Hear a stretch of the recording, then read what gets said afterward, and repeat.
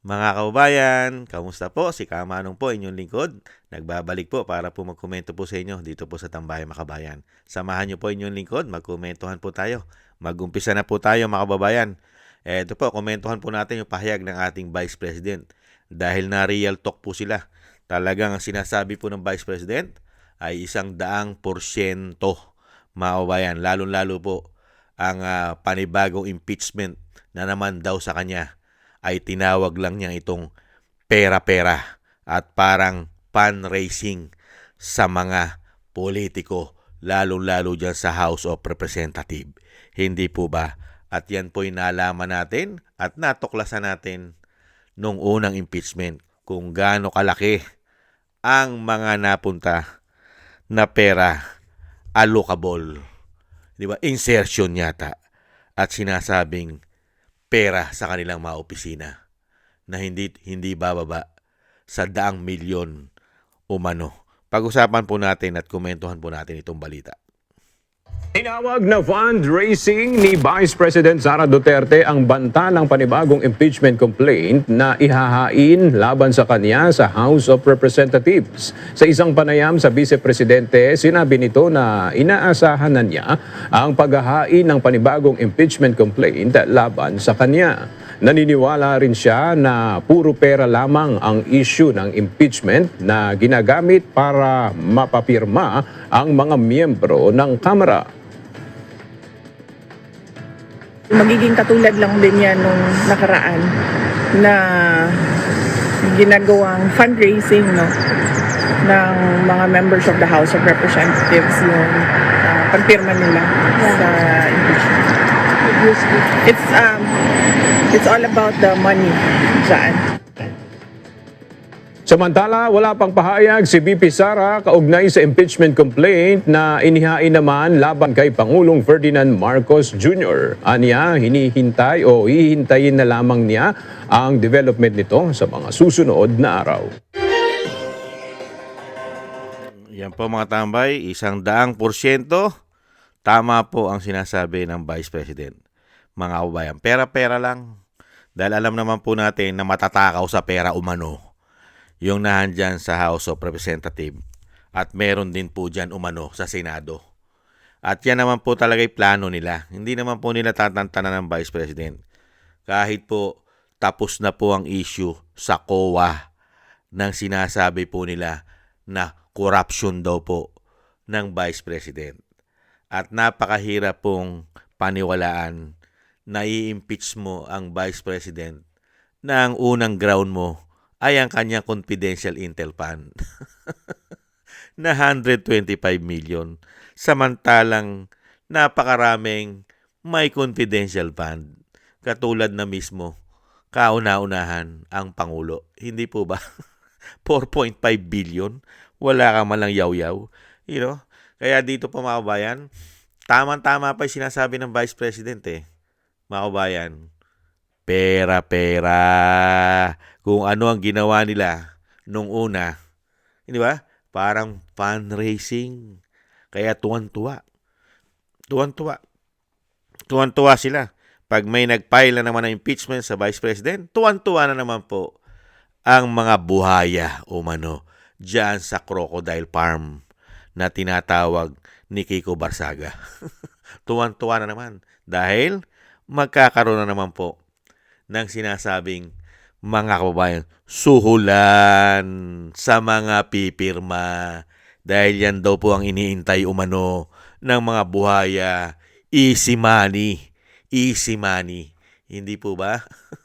Dahil alam naman po natin ngayon, sa panahon po ngayon, nung pumasok po ang binagawang Pilipinas, ay naglabasa na po ang tunay na kulay ng mga politiko sa ating bansa. Kung anong klase po silang politiko pagdating po sa pera.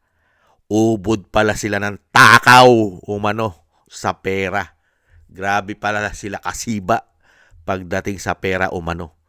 Hindi na po paglilingkod sa taong bayan ang ginagawa. Pera-pera na lang umano ang pinagagawa. Kasi kung talagang naglilingkod po sa bayan itong mga tao na ito, mag-aapat na taon na po. Mag-aapat na taon na. Ano po ang bansa natin ngayon? Nasaan po? Ano po ang sitwasyon ng bansa natin ngayon? At ano po ang sitwasyon ng taong bayan? Lalong-lalo po yung nasa laylayan na tinatawag. Ano po? Ano po sitwasyon?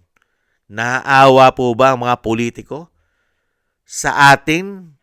Sa ating mahihirap? Naaawa po ba sila? May pakialam ba sila?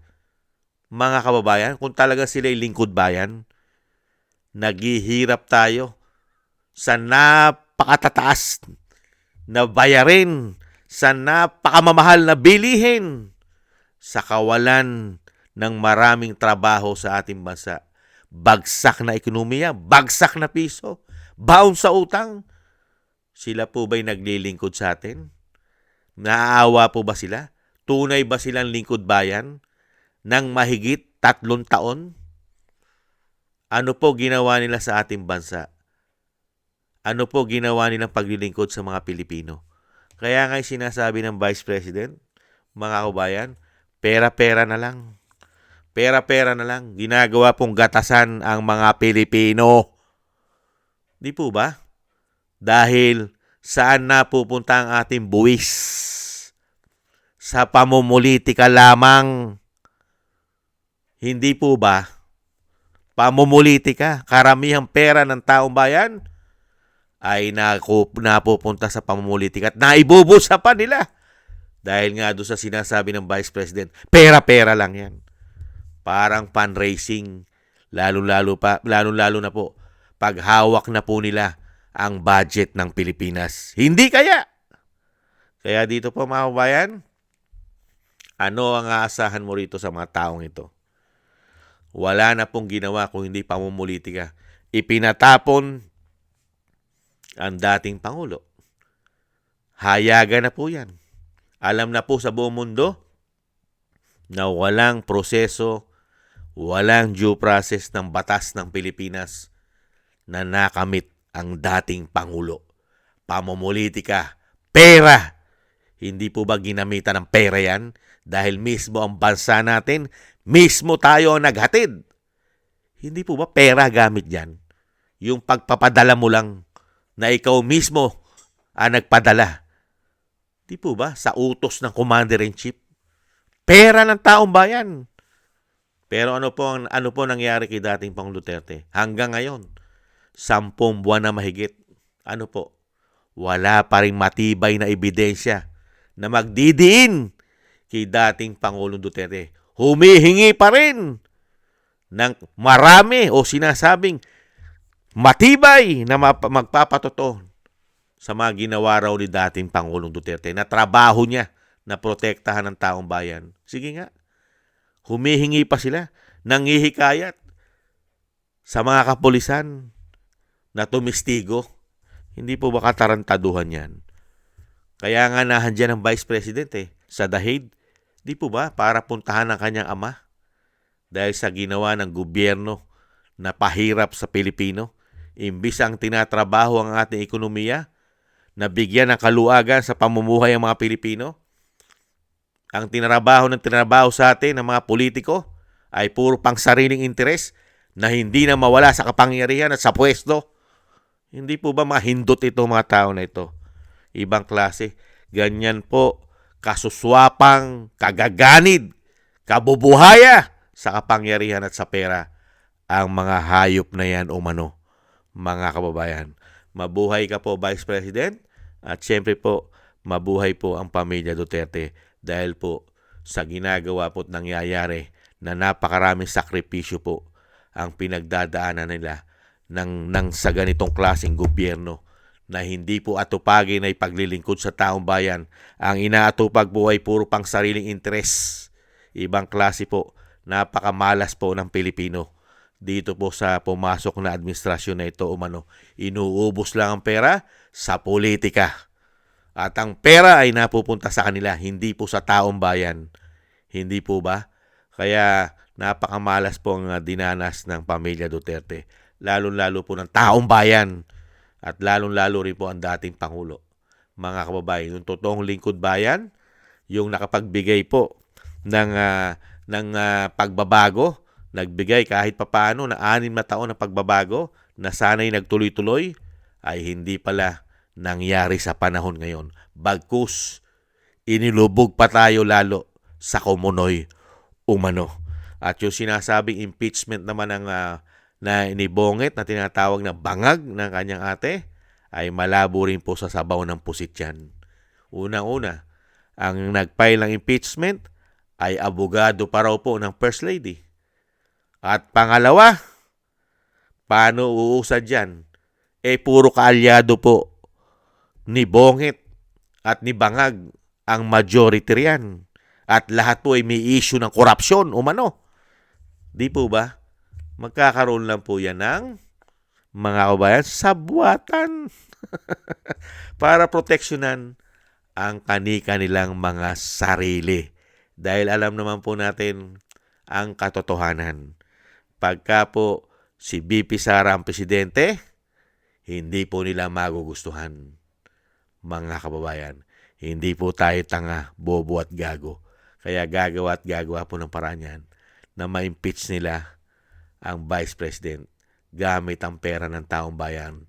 Pera-pera lang yan, mga kababayan. Maraming salamat po mga tambay. Ingat-ingat po kayo. Ingat-ingat po, lalong-lalo po sa inyo po mga paggawa.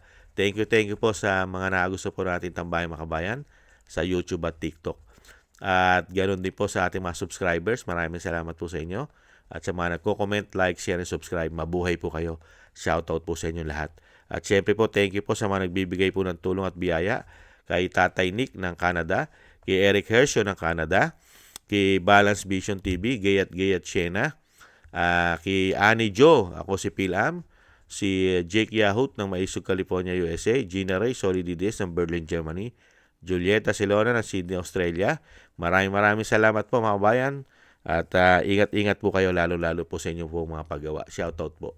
At siyempre po yung ating pong panalangin at dasal na ang ating buong sambahanan at ang pamilya Duterte, tayong lahat po ang maingatan po sa kapahamakan, mailigtas po tayo araw-araw. At siyempre po madugtungan pa po ang buhay at kalakasan ng dating Pangulong Duterte at makalabas na po siya sa lalong mabilis. Thank you po sa mga dasal mga kabayan. Maraming salamat po. God bless po.